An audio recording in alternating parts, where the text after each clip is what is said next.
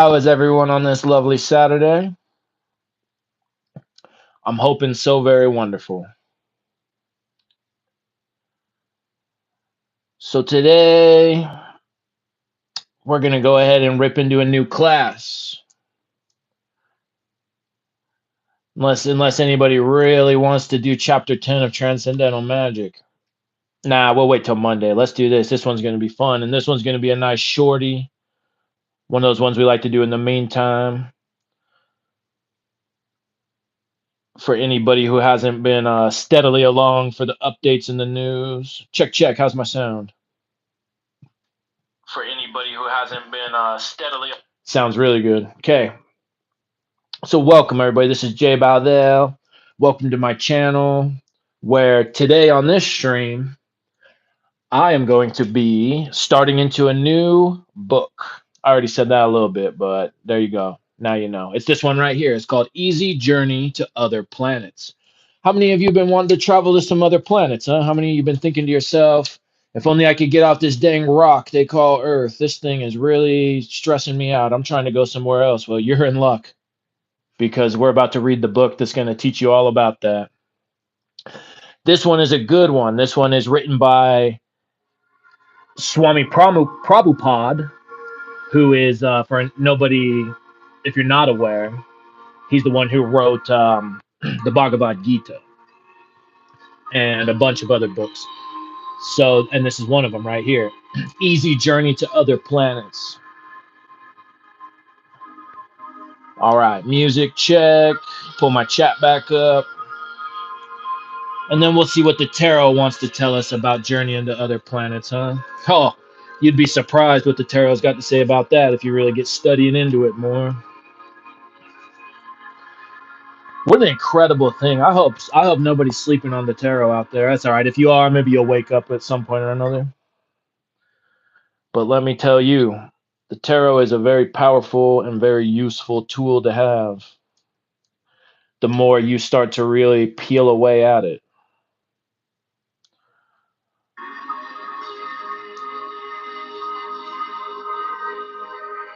All right, that music seems a little loud. I'm going to turn it down. Juan Pablo, what's up? Welcome in. I hope you're having a wonderful Saturday.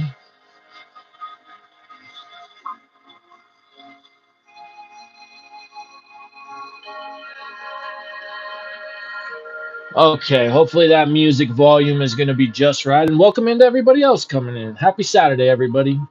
Happy new class, Class B. Since we finished up the Dhammapada, oh man, that was a really good text. Very good.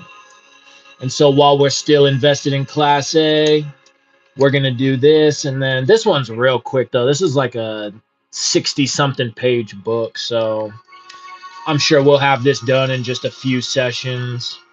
And then we might go ahead and go into some other, like maybe a couple of the other Class A type of text that Crowley did. Or maybe just see where we're at on Class A and maybe just go whole hog, as they say. Varaha on that type of Class A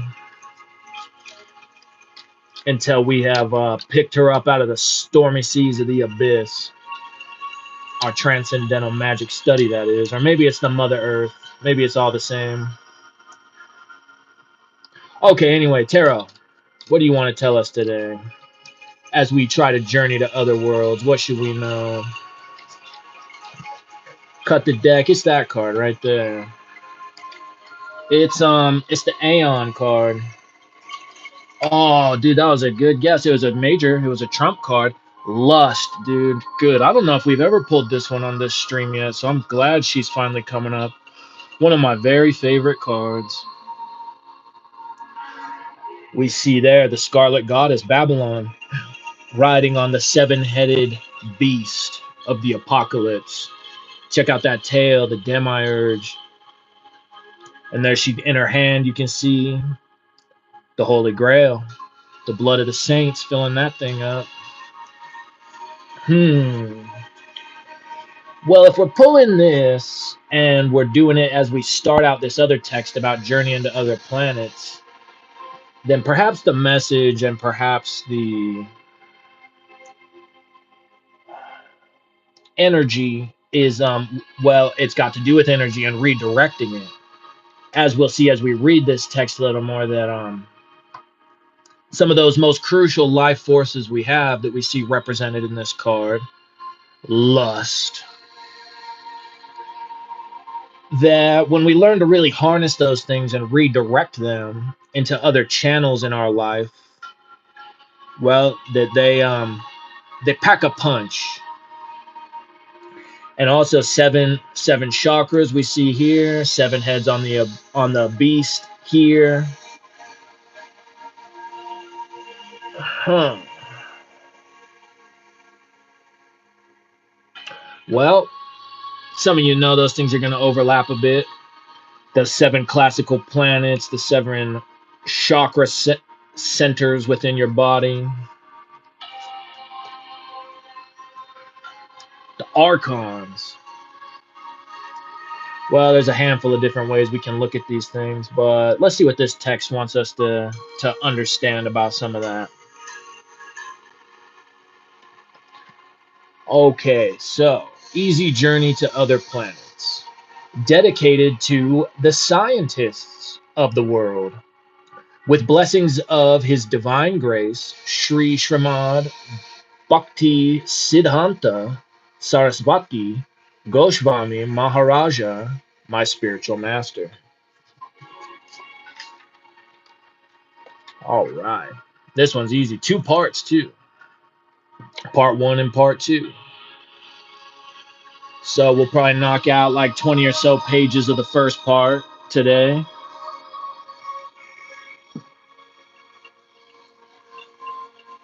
All right, that looks pretty good. Let's do it. So, preface. A living being, especially civilized man, has a natural desire to live forever in happiness. This is quite natural because, in his original state, the living being is both eternal and joyful. However, in the present conditioned state of life, he is engaged in a struggle against recurring birth and death. Therefore, he has attained neither happiness nor immortality. The latest desire man has developed is the desire to travel to other planets. This is also quite natural because he has the constitutional right to go to any part of the material or spiritual skies. Such travel is, and that's what Liber Oz said too, right? Oh, yay, once your goddess, what up? Always great to see you. I hope you're having a wonderful day. Okay, yeah, that's like what Liber Oz said too. And so that's where, like, right from somebody like Jack Parsons and Thelema and Western occultism and all that, that they said that man's destiny is in the stars, is to be a spacefaring civilization and race. So this book is going to give us another perspective of all of that. Okay, let's see. Such travel is very tempting and exciting because these skies are full of unlimited globes of varying qualities, and they are occupied by all types of living entities. The desire to travel there can be fulfilled by the process of yoga, which serves as a means by which one can transfer himself to whatever planet he likes, possibly to planets where life is not only eternal and blissful, but where there are multiple varieties of enjoyable energies. Anyone who can attain the freedom of the spiritual planets need never return to this miserable land of birth, old age, disease, and death. One can attain this stage of perfection very easily by his individual effort. He can simply follow in his own home the prescribed method of bhakti yoga. Well, we already studied into that on this channel, right? Swami Vivekananda's bhakti yoga. Go check it out if you haven't yet. This method, under proper guidance, is simple and enjoyable. An attempt is made herein to give information to the people in general, and to philosophers and religionists in particular, as to how one can transfer oneself to other planets by this process of bhakti yoga, the highest of all yogic process. Okay, well, that's interesting. Swami Prabhupada would call Bhakti Yoga the highest of all yogas. But the more I understand about Bhakti Yoga, well, that does make a lot of sense. But all the yogas kind of offer that in their own different type of way. And I know, like, oh, why can't I think of his name right now? The one Zero loves. I love him too. He's pretty good. What's that guy's name? Sadhguru. How he talks about that. Actually, when you bring together a few of the different yogas, like I think Bhakti, Karma Yoga, Raja Yoga, and maybe it's Hatha Yoga. Anyway, I know it's four of them at least, and how when you bring them together and harmonize them, that that is the ultimate goal of yoga. But I certainly am not an authority on those type of things, but I certainly am going to keep an open mind and an open ear to what the people who these things originate from have to say about it. But okay, so Prabhupada says Bhakti Yoga is the highest of all yogas, though, and that's how we are going to travel to other planets. So let's continue with that. Chapter 1, Anti-Material Worlds. Materialistic science may one day finally discover the eternal anti-material world, which has for so long been unknown to the wranglers of gross materialism. Regarding the scientists' present conception of antimatter, the Times of India, October 27th, 1959. Okay, so yeah, and this might be a little bit dated too. Published the following news release.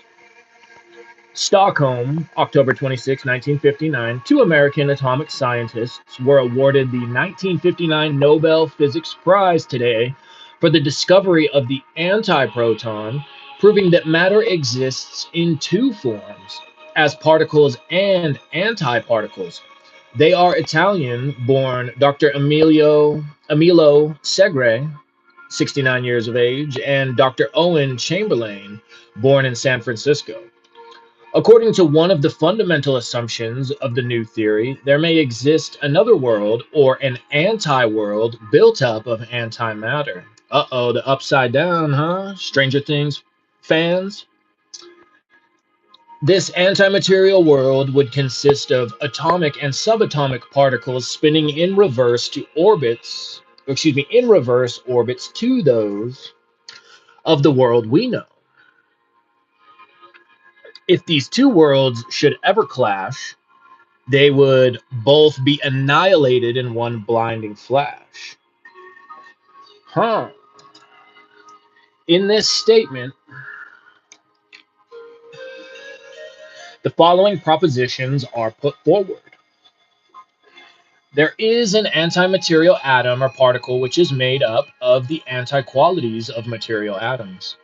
2. There is another world besides this material world of which we have only limited experience. 3. The anti-material and material worlds may clash at a certain period and may annihilate one another. Out of these three items, we, the students of theistic science, can fully agree with items 1 and 2, but we can agree with item 3 only within the limited scientific definition of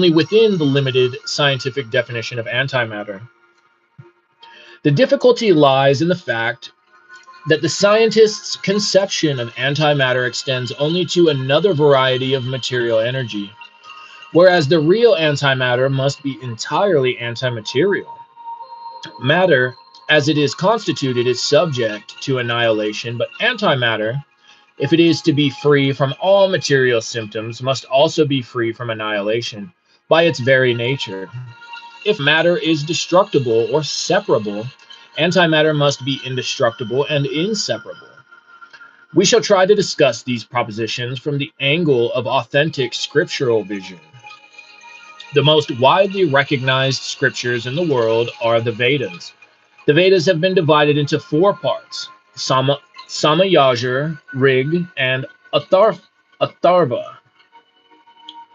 The subject matter of the Vedas is very difficult for a man of ordinary understanding. For elucidation, the four Vedas are explained in the historical epic called the Mahabharata and in 18 Puranas. The Ramayana is also a historical epic which contains all the necessary information from the Vedas. So the four Vedas, the original Ramayana by Valmiki, the Mahabharata, and the Puranas are classified as Vedic literatures. The Upanishads are parts of the four Vedas, and the Vedanta Sutras represent the cream of the Vedas. All right, that's the cream of the crop right there. To summarize all these Vedantic literatures, the Bhagavad Gita is accepted as the essence of all Upanishads and the preliminary explanation of the Vedanta Sutras. One may then conclude that from the Bhagavad Gita alone, one can have the essence of the Vedas, for it is spoken by Lord Sri Krishna, the Supreme Personality of Godhead, who descends to this material world from the anti-material world in order to give complete information of the superior form of energy. Keeping that lust card in mind. Okay, then. The superior form of energy of the personality of Godhead is described in the Bhagavad Gita as Paraprakriti. The scientists have recently discovered that there are two forms of perishable matter, but the Bhagavad Gita describes most perfectly the concept of matter and antimatter in terms of two forms of energy. Matter is an energy which creates the material world, and the same energy, in its superior form, also creates the antimaterial or transcendental world. The living entities belong to the category of superior energy. The inferior energy or material energy is called apara prakriti. In the Bhagavad Gita, the creative energy is thus presented in two forms, namely apara and para prakriti. Matter itself has no creative power. When it is manipulated by the living energy, material things are produced. Matter in its crude form is therefore the latent energy of the Supreme Being. Whenever we think of energy, it is natural that we think of the source of energy. For example, when we think of electrical energy, we simultaneously think of the powerhouse where it is generated. Energy is not self-sufficient. It is under the control of a superior living being. For example, fire is the source of two other energies, namely light and heat. Light and heat have no independent existence outside of fire. Similarly, the inferior and superior energies are derived from a source which one may call by any name. Okay, and I actually need to do a little bit of highlighting that I missed on the first go. Matter itself has no creative power. When it is manipulated by the living energy, material things are produced. Matter in its crude form is therefore the latent energy of the Supreme Being. Okay. That source of energy must be a living being with full sense of everything. That supreme living being is the personality of Godhead, Sri Krishna, or the all-attractive living being. And Krishna is another one of those incarnations or avatars of Vishnu. So for people who aren't so familiar with Hindu or Vedantic type of philosophy and cosmology, yeah, that you've got Brahma, Vishnu, and Shiva are like your three main deities who create, sustain, and destroy. And they all have these different avatars, and so Krishna being one of those avatars of Vishnu. But whatever, it's all God by a different name. It's like Ram Dass says, it's just God saying, "Go see me around the corner." Same exact thing, just around the corner. Different office, same building. Okay, in the Vedas, the supreme living being or the absolute truth is called Bhagavan, the opulent one, the living being who is the fountainhead of all energies. The discovery of the two forms of limited energies by the modern scientists is just the beginning of the progress of science. Now, they must go further to discover the source of the two particles or atoms which they term material and antimaterial. How can the antimaterial particle be explained?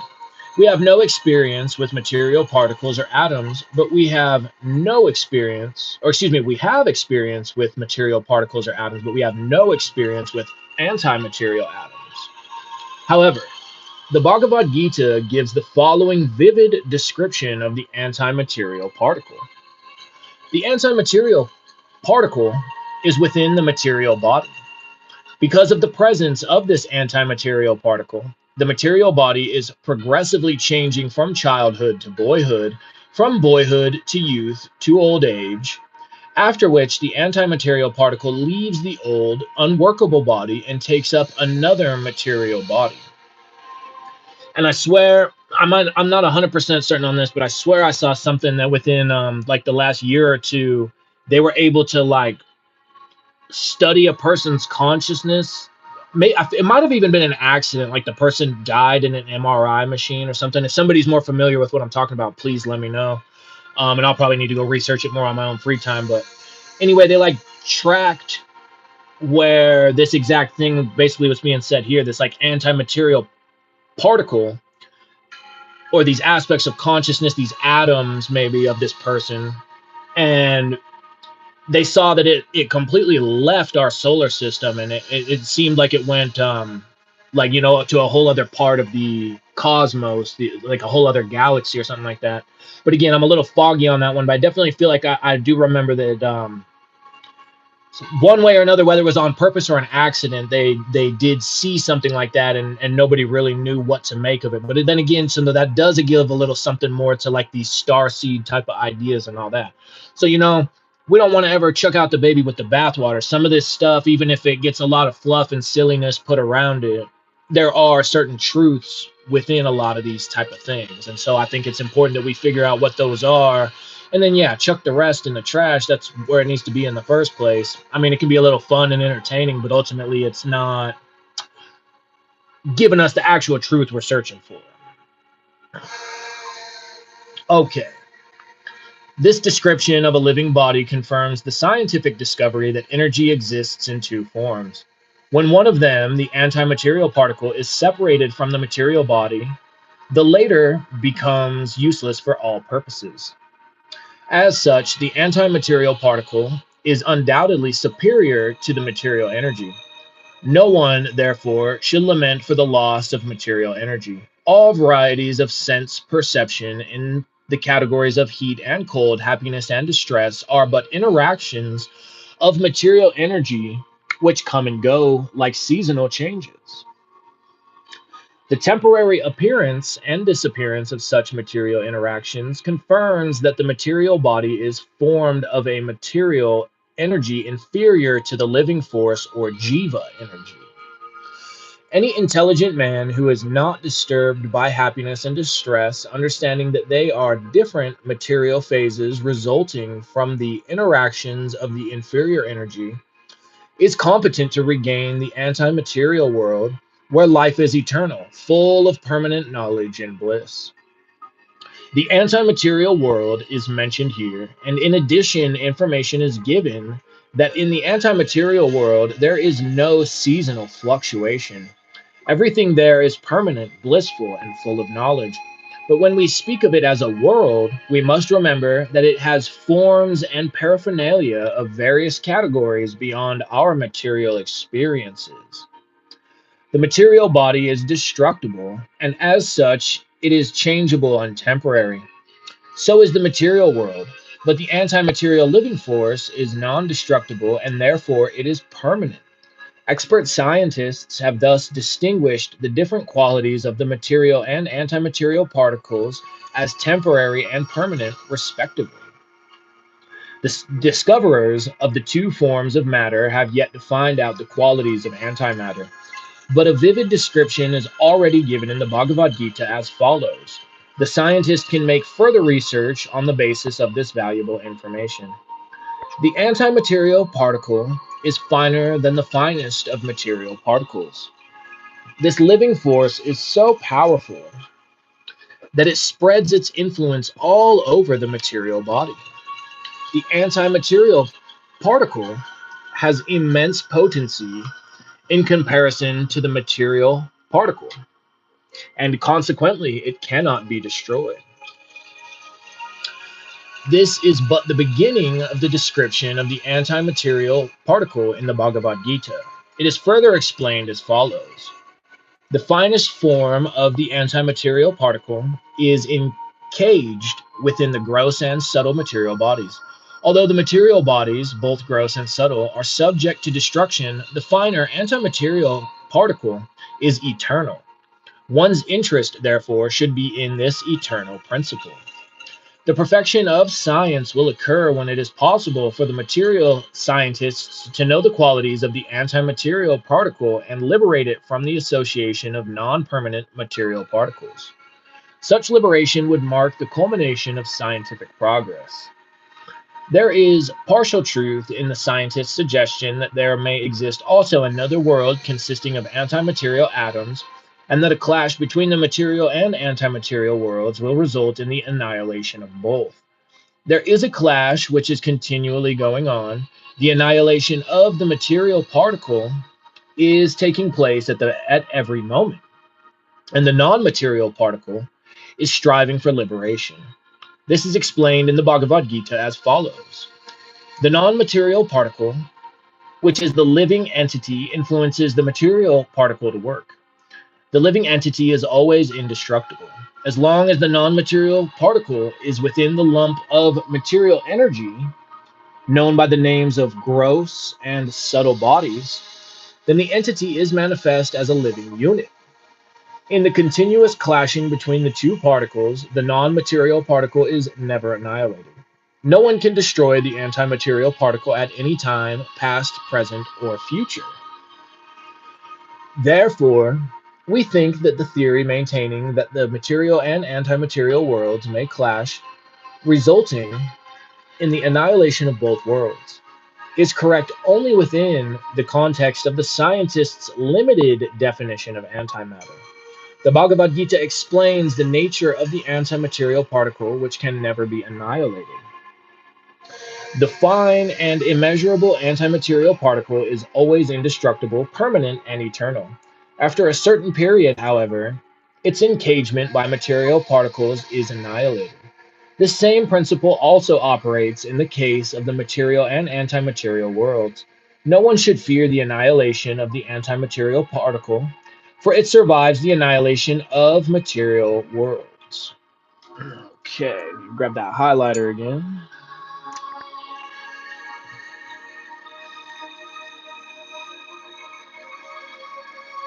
No one should fear the annihilation of the antimaterial particle, for it survives the annihilation of material worlds. Everything that is created is annihilated at a certain stage. Both the material body and the material world are created, and they are therefore subject to annihilation. The antimaterial particle, however, is never created, and consequently, it is never annihilated. This also is corroborated in the Bhagavad Gita. The antimaterial particle, which is the vital force, is never born or created. It exists eternally. It has neither birth dates nor death dates. It is neither repeatedly created nor repeatedly destroyed. It is eternally existing, and therefore it is the oldest of the old, and yet it is always fresh and new. Although the material particle is annihilated, the antimaterial particle is never affected. Well, we see that a little bit in the lust card too, but only when you understand that that particular goddess also represents the Kabbalistic Sephirah of Binah. The principle is also applicable to the antimaterial universe as well as to the antimaterial particle. When the material universe is annihilated, the antimaterial universe exists in all circumstances. This will be explained in more detail later. The scientist may also learn the following from the Bhagavad Gita. The learned man who knows perfectly well that the antimaterial particle is indestructible knows that it cannot be annihilated by any means. The atomic scientist may consider annihilating the material world by nuclear weapons, But his weapons cannot destroy the anti-material world. The anti-material particle is more clearly explained in the following lines. It is neither cut into pieces by any material weapon, nor is it burnt by fire, nor is it moistened by water, nor withered, nor dried up, nor evaporated in the air. It is indivisible, non-flammable, and insoluble. Because it is eternal, it can enter into and leave any sort of body. Being steady by constitution, its qualities are always fixed. It is inexplicable, because it is contrary to all material qualities. It is unthinkable by the ordinary brain. It is unchangeable. No one, therefore, should ever lament for what is an eternal anti-material principle. Thus, in the Bhagavad Gita and in all other Vedic literatures, the superior energy, anti-material principle, is accepted as the vital force or the living spirit. This is also called the jiva. This living principle cannot be generated by any combination of material elements. There are 8 material principles which are described as inferior energies, and they are 1 earth, 2 water, 3 fire, 4 air, 5 ether, 6 mind, 7 intelligence, and 8 ego. Apart from these is the living force or the antimaterial principle, which is described as the superior energy. These are called energies because they are wielded and controlled by the supreme living being, the personality of Godhead, Krishna or Vishnu. For a long time, the materialist was limited within the boundary of the 8 material principles mentioned above. Now, it is encouraging to see that he has a little preliminary information of the anti-material principle and the anti-material universe. We hope that with the progress of time, the materialist will be able to estimate the value of the anti-material world in which there is no trace of material principles. Of course, the very word anti-material indicates that the principle is in opposition to all material qualities. There are, of course, the mental speculators who comment upon the anti-material principle. These fall into 2 main groups, and they arrive at 2 different erroneous conclusions. One group, the gross materialists, either denies the anti-material principle or admits only the disintegration of material combination at a certain stage, death. The other group accepts the anti-material principle as being in direct opposition to the material principle with its 24 categories. This group is known as the Sankhyaites. Nice, Sankhyaites. And they investigate the material principles and analyze them minutely. At the end of their investigation, the Sankhyaites finally accept only a transcendental anti-material, non-active principle. However, difficulties arise for all these mental speculators because they speculate with the help of inferior energy. They do not accept information from the superior. All these atheists, get out of here. In order to realize the real position of the anti-material principle, one must rise to the transcendental plane of superior energy. Bhakti yoga is the very activity of superior energy. From the platform of the material world, one cannot estimate the real position of the anti-material world. But the Supreme Lord, who is the controller of both material and anti-material energies, descends out of his causeless mercy and gives us complete information of the anti-material world. In this way, we can know what the anti-material world is. The Supreme Lord and the living entities are both anti-material in quality. We are informed. Thus, we can have an idea of the Supreme Lord by an elaborate study of the living entities. Every living entity is an individual person. Therefore, the supreme living being must also be the supreme person. In the Vedic literatures, the supreme person is properly named to be Krishna. The name Krishna, indicating the Supreme Lord, is the only truly intelligible name of the highest order. He is the controller of both material and anti-material energies, and the very word Krishna signifies that he is the supreme controller In the Bhagavad Gita, the Lord confirms this as follows. There are two worlds, the material and anti-material. The material world is composed of inferior qualitative energy divided into 8 material principles. The anti-material world is made of superior qualitative energy. Because both the material and anti-material energies are emanations of the supreme transcendence, the personality of Godhead, it is proper to conclude that I, Lord Krishna, am the ultimate cause of all creations and annihilations. Because the Lord's two energies, inferior and superior, manifest the material and anti-material worlds, he is called the Supreme Absolute Truth. Lord Krishna explains this in the Bhagavad Gita thus. I am, Arjuna, the highest principle of transcendence, and there is nothing greater than me. Everything that be rests on my energies exactly like pearls on a thread.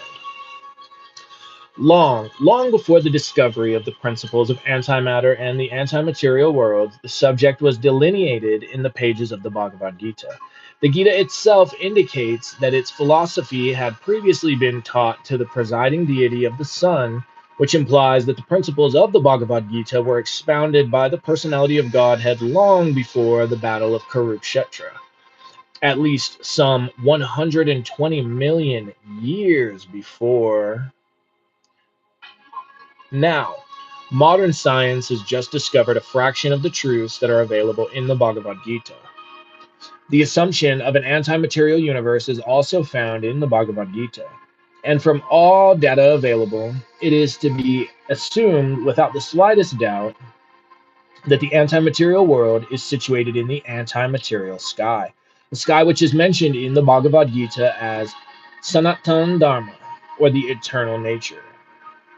Exactly as material atoms create the material world, the anti-material atoms create the anti-material world with all its paraphernalia.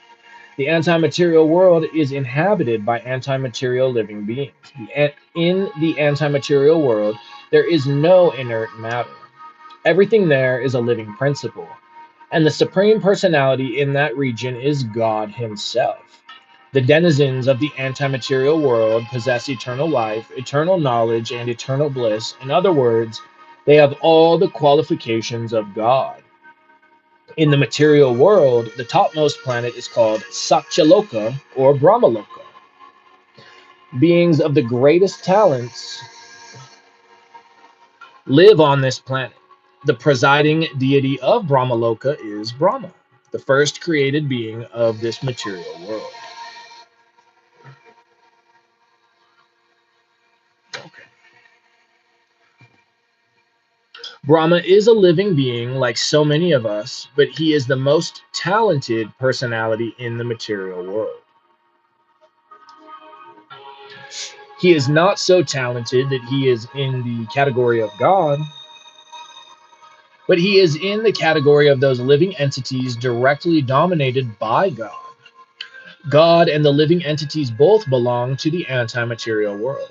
The scientist, therefore, would be rendering service to everyone by researching the constitution of the anti-material world, how it is administered, how things are shaped there, who are the presiding personalities, and so on. Of the Vedic literatures, Srimad Bhagavatam deals elaborately with these matters. The Bhagavad Gita is the preliminary study of the Srimad Bhagavatam. These two important books of knowledge should be thoroughly studied by all men in the scientific world. These books would give many clues to scientific progress and would indicate many new discoveries. The transcendentalists and the materialists are two distinct classes of men. The transcendentalist gathers knowledge from authoritative scriptures like the Vedas. Vedic literature is received from authoritative sources which are in the line of transcendental disciplic succession.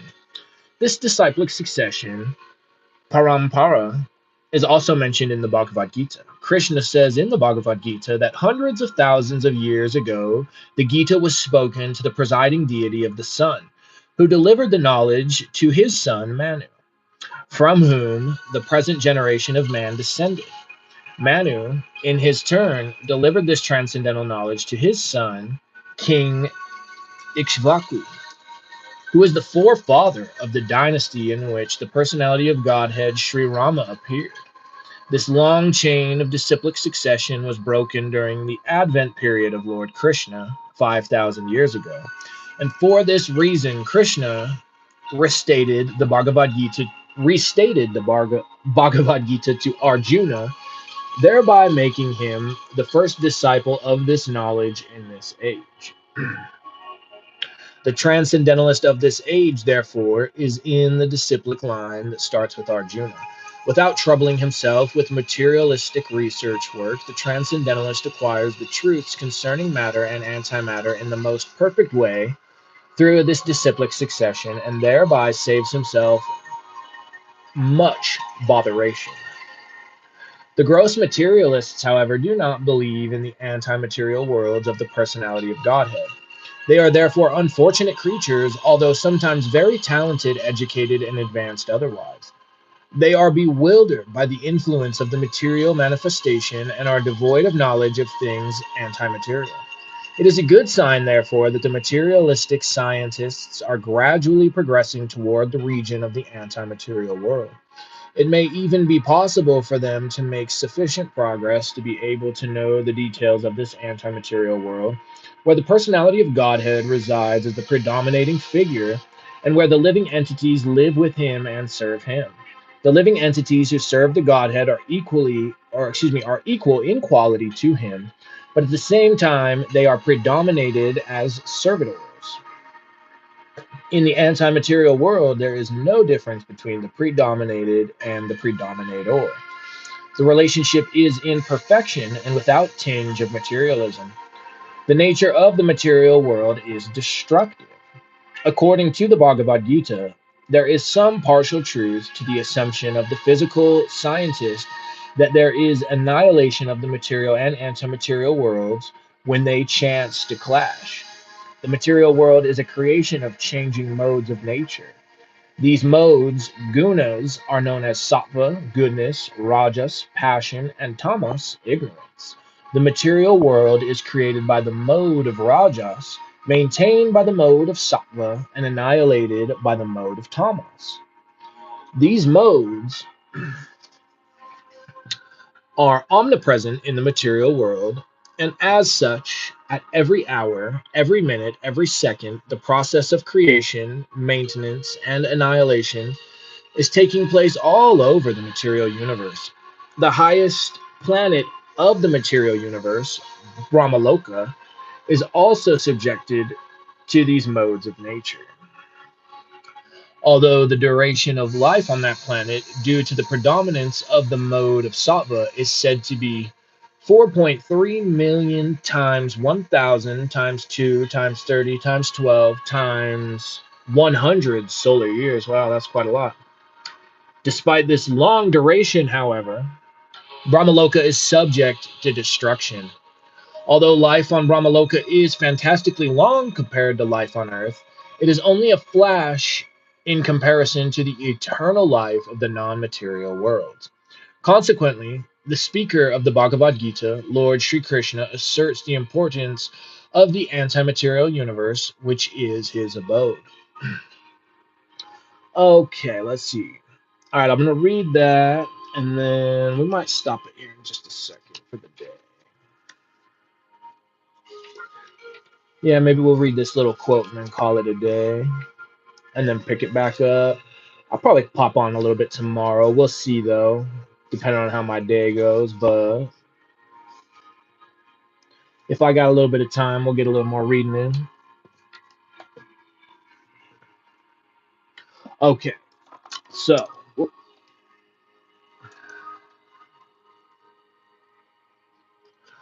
all the planets within the material universe are destroyed at the end of 4.3 million times 1,000 times 2 times 30 times 12 times 100 solar years. And all the living beings inhabiting these material planes are destroyed materially, along with the destruction of the material worlds. The living entity, however, is constitutionally an anti material particle. But unless he elevates himself to the region of the anti-material worlds by cultivation of anti-material activities, he is destroyed materially by at the annihilation of the material worlds, and is subject to take rebirth in a material shape with the rebirth of a new material universe. In other words, he is subject to the pains of repeated birth and death. Only those living entities who take to the loving service of the personality of Godhead during the manifested stage of material life are undoubtedly transferred to the anti material worlds after quitting the material body. Immortality is obtained only by those who return to Godhead by practice of anti material activities. Okay. Yeah, that's a good place to stop and give everybody a little bit of food for thought. And definitely we'll have to see how that syncs up with some circuit of force study too. But I think it's going to sync up quite nicely. Peanut butter and jelly. All right, everybody. Well, this one's been fun so far. We're just getting into the juicy stuff. And yeah, if I got a little bit of time tomorrow, then I'll probably pop back on and give us at least another dozen or maybe a little more pages. I don't know. It's Sunday, so you know what that means. Church and work is usually a little bit busy on Sundays. So we'll make some time if I can, because I do want to keep this one flowing. Either way, though, I appreciate you guys for tapping in on this first little session. I hope you're having a marvelous time and space wherever you're at. If it's a Saturday like it is for me, then enjoy your weekend. And I might see some of you tonight. We'll see. I don't know. You know how it is. Sometimes we're there, sometimes we're not. But we're always there, huh? Except that we're not. That's what this book is saying. All right, everybody. Well, this has been Jay Baldale. This has been the beginning of AC Bhaktivedanta. Bhaktivedanta, yet Swami Prabhupada's Easy Journey to Other Planets. I need a bookmark. Oh, good. My death card is available. Okay. That's a perfect card for this book. Perfect card for most of them, really. All right, everybody. Well, until this next session, then, yep, I wish you many blessings, much love. This has been Jay Baldale, and bye-bye.